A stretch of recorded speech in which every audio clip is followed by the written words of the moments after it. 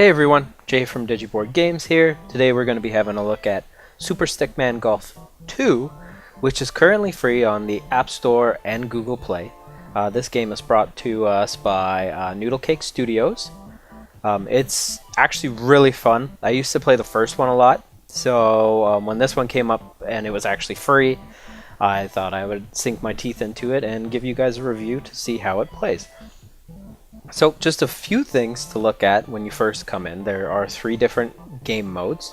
The first one that I'm going to show you is the single player. You have a whole whack of tours. I think there's 7 in total, and each one requires different levels to get into them. And the way that you earn levels is by playing in here and defeating the courses that you see down here like this, and then that gives you experience points, and then you can level up and so on. And then other ways for you to do that is to play in the online multiplayer modes like the turn-based and the race mode. But I'll just jump in real quick to just show you kind of what it looks like on the inside. Alright, so here's what in-game looks like. So you have what hole it is on the top left, what the par is, how many shots you've taken. At the bottom left you have your left arrow, which moves the cursor up and to the left, and then you have the right arrow, which does the opposite, moves it to the right. And then you have the little funky dude right next to it.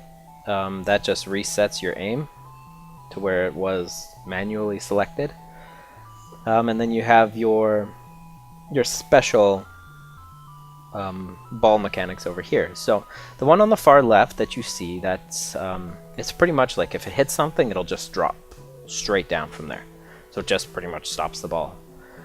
Then you have the mulligan to the right of that, and then the pink gooey ball will stick to walls.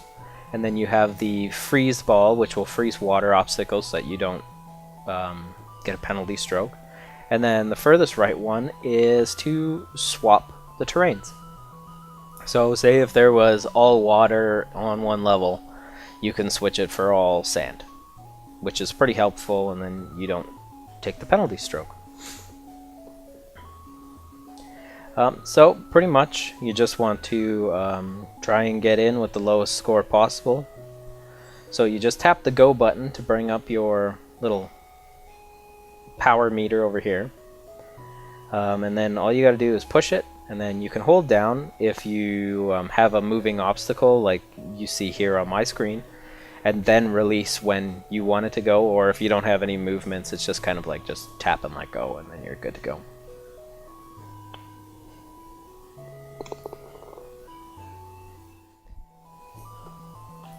And that's pretty much what this game looks like.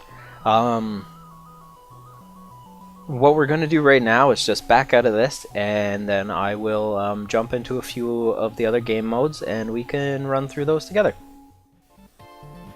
Alright, so here we have a look at the race mode. This is one of your online multiplayer options that you can do. So I picked all random instead of friends, and it does take some time, so I did cut out a lot of it. So pretty much it's the first person to get the ball in the hole gets the most points. If you have 4 players, the first person to get the ball in the hole gets 3, second 2, third 1, and then last place nothing. If you only have 3 players, it's 2 for first place, 1 for second, and so on. So as you saw there, I was able to get a hole in one, and I was the first one out. So there you see the points totals beside each player's name. And then it goes on like this for the 9 holes, just like a regular single player game. You play all the way out, and you get your points determined on how well you do. I'm not going to make you guys bear through all of that, so I'm just going to stop it here. Alright, so here's a look at the turn-based multiplayer system. So all you need to do is just click on the new game at the top, and then pretty much pick what level you want. You have the option to shuffle, which will give you a new layout, and to turn power-ups on, like what type of hat you can have, and the use of mulligans and so on. So it's just like the single player. again. This is you playing by yourself for the most part, but after you finish a hole, you have to wait for the other person to finish that hole as well, and then you can go on and play the second hole, and then he shoots, and then, you know, back and forth, back and forth, back and forth. This one I think they could have used a little bit more of a tweak with, but it's my least favorite online game mode. I prefer the race mode over this one, hands down. And yeah, overall I'd probably rate this game a 4 out of 5.